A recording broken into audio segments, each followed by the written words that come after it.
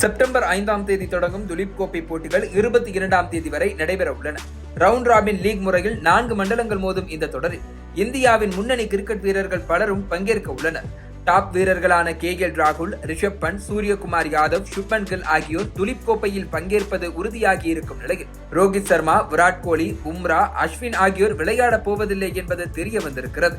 ஏற்கனவே உள்நாட்டு கிரிக்கெட்டை வீரர்கள் யாரும் புறக்கணிக்க கூடாது என்று BCCI செயலர் ஜெய்ஷா எச்சரித்திருந்தார். அதாவது IPLக்கு முக்கியத்துவம் கொடுத்து உள்நாட்டு கிரிக்கெட்டை புறக்கணித்தால் கடும் நடவடிக்கைகள் பாயும் என்று அவர் கூறியிருந்தார். இதனை அடுத்து மூத்த வீரர்கள் சிலர் தவிர்த்து அனைவரும் துலீப் கோப்பை போட்டிகளை ஆட வேண்டும் என்ற நிர்பந்தம் ஏற்பட்டுள்ளது.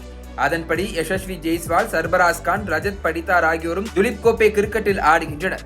காயமடைந்து சிகிச்சையில் இருக்கும் முகமது ஷமியும் தனது மேட்சிற்கான உடல் தகுதியை நிரூபிக்கும் விதமாக ஒரு போட்டியில் மட்டும் பங்கேற்பார் என எதிர்பார்க்கப்படுகிறது. ரவுண்ட் ராபின் லீக் முறையில் நடக்கும் இந்த போட்டியில் அதிக புள்ளிகளுடன் பட்டியலில் முதலிடம் பிடிக்கும் அணி வின்னராக அறிவிக்கப்படும்.